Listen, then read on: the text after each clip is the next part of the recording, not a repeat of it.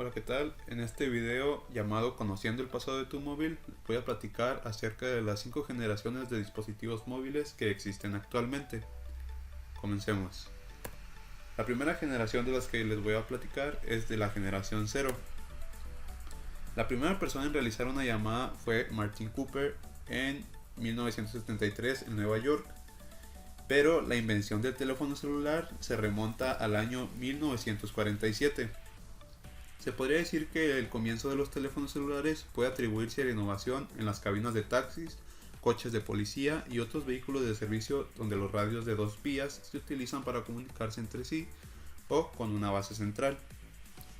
Estos radios se colocaban en la parte trasera del vehículo y se pasaba la bocina hacia el frente para que el conductor pudiera comunicarse.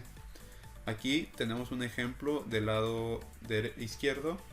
En el centro del radio Ericsson SRA, que significa Svenska Radio T Bolaget. Este radio pesaba aproximadamente 40 kilogramos, por lo tanto no podía ser transportado por una sola persona. En la generación 0 aparecen los móviles Radio Telephone, que fueron los primeros teléfonos móviles que existieron, los cuales incluían las tecnologías PTT, que significa Push to Talk, MTS, que significa Mobile Telephone System, y MTS, que es mejora del servicio de telefonía móvil, y AMTS, que significa Advanced Mobile Telephone System. Y bueno, en la Segunda Guerra Mundial, la compañía estadounidense Motorola trabajaba en un dispositivo que permitiera la comunicación a distancia entre tropas. Lanzó al mercado su primer modelo de Hondy-Talkie, el H1216, que es el que tenemos en el centro de la pantalla y en la espalda del soldado en la esquina inferior izquierda, el cual trabajaba mediante transmisiones de ondas de radio que trabaja con una banda de frecuencia de 550 MHz aproximadamente, lo cual supuso una revolución de enormes proporciones en su época. Bien, ahora pasemos con la primera generación, en donde se creó el primer celular por Motorola con el nombre de Dynatac en 1983. La primera generación de telefonía móvil hizo su aparición desde 1979. Si bien proliferó durante los años 80, introdujo los teléfonos celulares basados en las redes celulares con múltiples estaciones de base relativamente cercanas unas de otras, algo así como el Wi-Fi hoy en día, y protocolos para el traspaso entre las celdas cuando el teléfono se movía de una celda a otra. La tecnología que manejaban era analógica, por tanto los celulares debían tener una antena para así poder recibir la señal, y trabajaban a una velocidad de entre 1 kilobit por segundo y 2.4 kilobits por segundo. Solo se podía transmitir voz, no había mensajes ni videos, etc. Además, una gran innovación de esta generación fue que podían ser transportados solo por una persona, ya que, como mencioné anteriormente, los radios pesaban hasta 40 kilogramos, algo imposible de transportar por una sola persona. La primera red de comunicación móvil automatizada comercial fue lanzada por NTT en Japón en 1979, seguida por el lanzamiento del sistema de telefonía móvil nórdica NMT en Dinamarca. En los estándares que manejaba esta generación es AMPS, que significa Advanced Mobile Phone System. Trabajaba con multiplexación FDMA, que significa acceso múltiple por división de frecuencia, con una conmutación de circuitos, y tenía como núcleo PSTN, la red telefónica pública conmutada, que es una red con conmutación de circuitos tradicional optimizada para comunicaciones de voz en tiempo real. Cuando llama a alguien, cierra un conmutador al marcar y establece así un circuito con el receptor de la llamada. En esta época, la telefonía celular era considerada un lujo, ya que, por ejemplo, una unidad de Dynatac tenía un precio aproximado de $3.995, que es una cantidad exorbitante. Una característica muy notable de esta generación es que los teléfonos tenían una batería de gran tamaño, tanto que hacía que las dimensiones del teléfono fuera muy grande. Como podemos ver en la imagen al Dr. Martin Cooper con su teléfono Motorola Dynatac, podemos ver la división entre lo que es la batería y lo que es el teléfono celular. Y por último podemos mencionar que esta generación, por ser una pionera en la telefonía celular, tenía muy malas comunicaciones de voz y no había ninguna seguridad, ya que las llamadas de voz se reproducen en las torres de radio. Y bueno, pasemos con la siguiente generación. En la segunda generación aparece la tecnología GSM, que fue la primera en facilitar voz y datos digitales, así como el roaming internacional, permitiendo al cliente ir de un lugar a otro. Comenzó a manejar la tecnología digital, por lo que desaparecieron las antenas físicas de los celulares y pasaron a ser simples circuitos muy pequeños. Manejaba una velocidad entre 14 kilobits por segundo a 64 kilobits por segundo. Tenía una conmutación de circuitos y como innovación podía manejar la voz digital, los SMS, el roaming internacional, llamadas en espera, retención de llamadas, transferencia de llamadas, bloqueo de llamadas y número de identificación de llamadas. Un dato relevante de esta generación es que aquí tenemos el celular más vendido en la historia del mundo, que es el Nokia 1100, que tuvo una venta de 2.500 millones de unidades en todo el mundo. Y bien, antes de pasar a la tercera generación, vamos a hablar de la generación 2.5, la cual se conoce así por ser una mejora de las 2G basada en GSM. Fue la introducción de la red de paquetes para proporcionar transferencia a internet de alta velocidad de datos entre los años 2000 y 2003.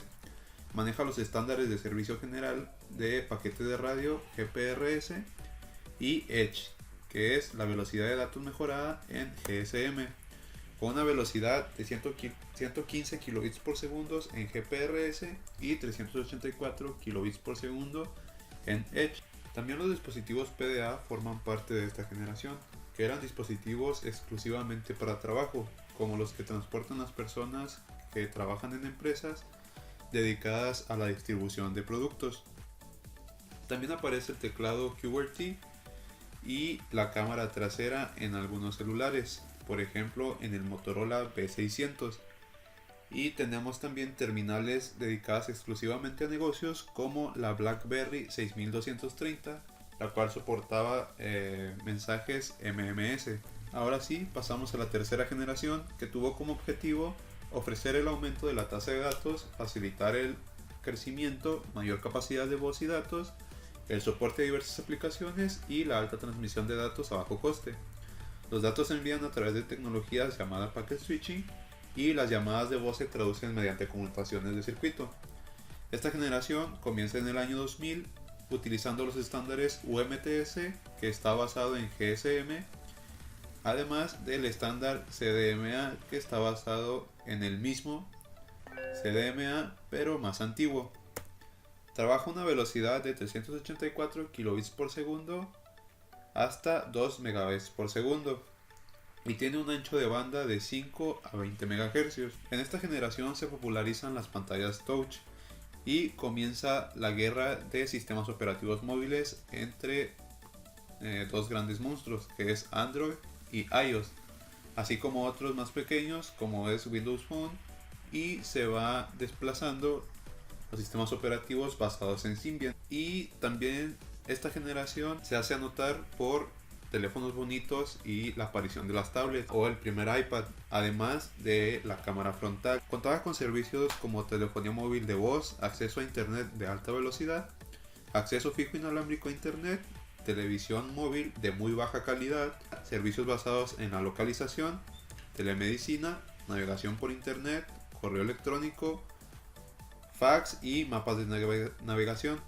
Así también los dispositivos permitían juegos, música y servicios multimedia como fotos digitales y películas. Y bien, por último tenemos la cuarta generación, que está basada totalmente en IP. El objetivo principal de la tecnología 4G es proporcionar alta velocidad, alta calidad, capacidad, seguridad y servicios de bajo coste para servicios de voz y datos, multimedia e internet a través de IP para usar la red de conmutación móvil 4G.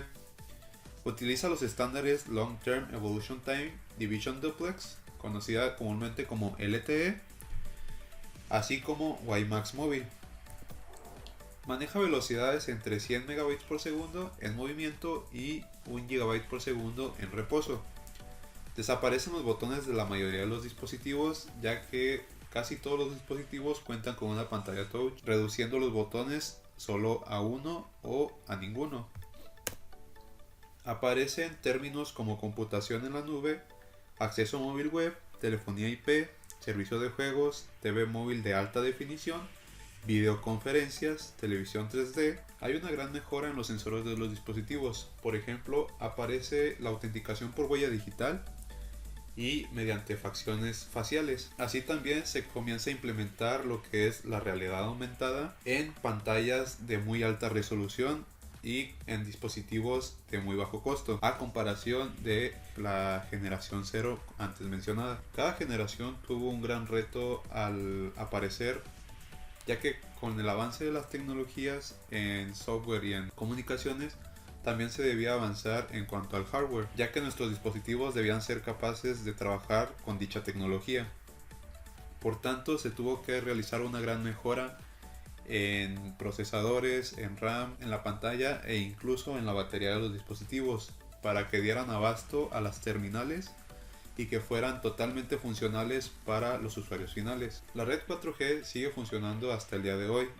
Esta supone la desaparición del roaming.